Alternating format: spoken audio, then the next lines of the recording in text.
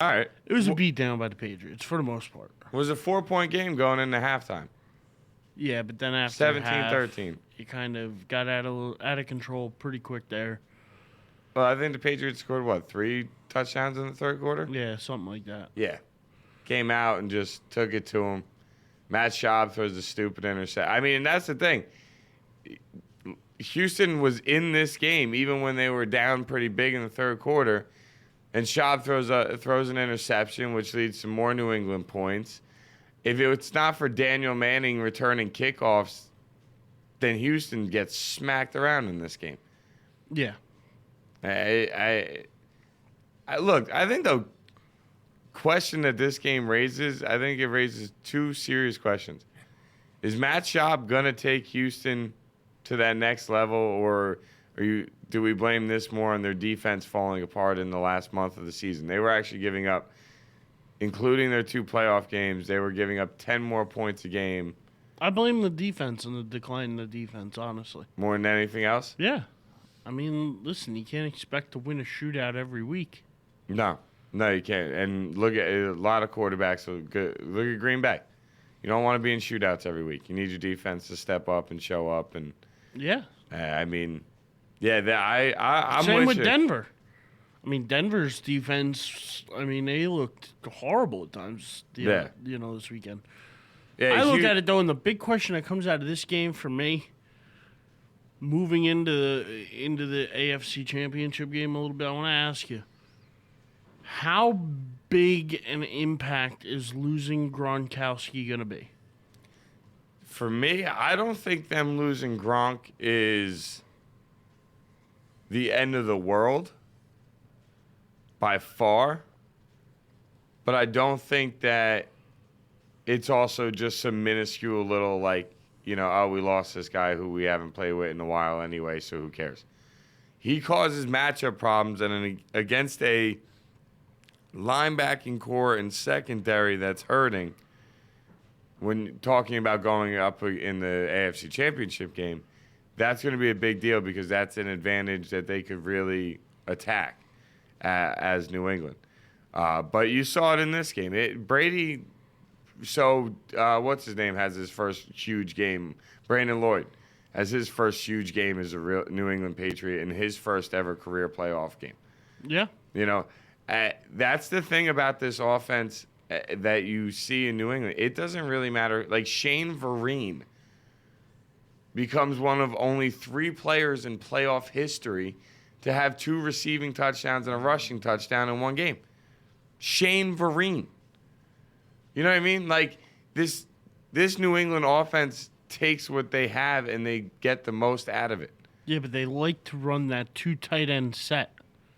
They love it. That's their favorite formation. Oh, I know. Without the Gronk, it's a lot harder to run that set. Yeah, because whoever their third stringer is no Gronkowski. There's no question about it. But I don't think, they lose Danny Woodhead and Gronkowski at the beginning of this game, and yet it looked like their offense didn't skip a beat. Gronk, I thought, got hurt midway. Nah, he got hurt in the first half. Yeah, he might have made the beginning of the second quarter, but no farther. And honestly, it was losing Woodhead, the same thing to me. Like, this team just adjust, and I watched them play this game yesterday, and I can't lie, you just sort of got like, well, here we go again. New England Patriots off to the AFC Championship game. Like, it's almost boring, but what's his name was saying it, we were listening to it on our ride down here about how the Patriots have almost took over that role of the villain of the playoffs. Where unless you're a diehard Boston fan, New England fan, you hate the Patriots. I hate the Patriots, and they've done nothing to hurt me. They've done nothing to eliminate my Dallas Cowboys from being knocked out. It's lonely at the top. It is. When you're the one winning all the time, everybody wants to be you. Everybody gets envious of you. But it's not like they've won the 2 Super Bowls that they've been to in when the last 5 years. When you go as often as they've been, and they've won a few times, they've been to 5, they've won 3. And if they make it this year, it'll be 6 in 12 years. Yeah. Listen, it's lonely at the top. Every People year, this always damn want team. to listen. As much as you hate the Patriots, you kind of wish your team was the Patriots. Oh, every single week in and week out. Wish my team was so the Patriots. that's No kind of where question you got to about look at it from. Is that you know you hate them because you want to be them. Yeah, pretty much. And I can't argue with you on that one because I do wish my football team was as consistently good as the New England Patriots. No question about it. But how good is, Brady now? 17 playoff wins. Past Montana. That's crazy to me. I didn't even realize it until they pointed out yesterday. The man started 10-0 in his playoff career. Yeah, Are you kidding? 10-0? That's just stupid. that's how he started. 10-0 now. 17 wins in his playoff career. Unbelievable.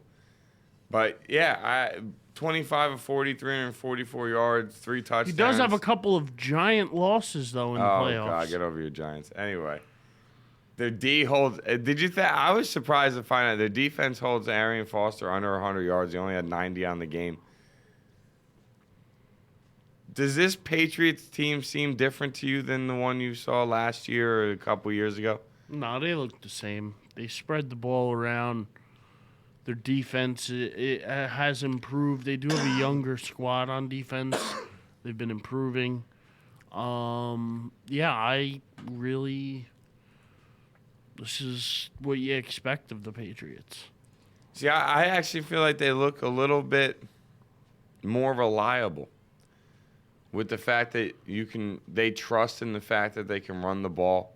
That hurry up's still the same. I don't think that's any different. The way Brady picks people apart, I don't think that's any different. I think defensively with Talib on the outside and the rookies and the young players with a little less pressure on them, I think you see a defense that plays a little bit more confident football. But I still think they also have the potential to be lit up if they play against a really good offense. I think they look a little different, and I think that run game to me is the biggest difference on this team. Is that they actually have a run game that teams have to, you're always going to game plan first for Tom Brady and then be like, all right, maybe.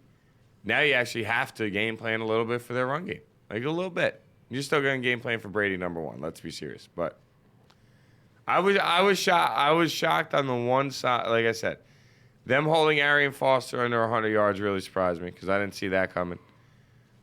And the fact that Shane Vereen was the focal point of the offense for the most part, I didn't see coming either.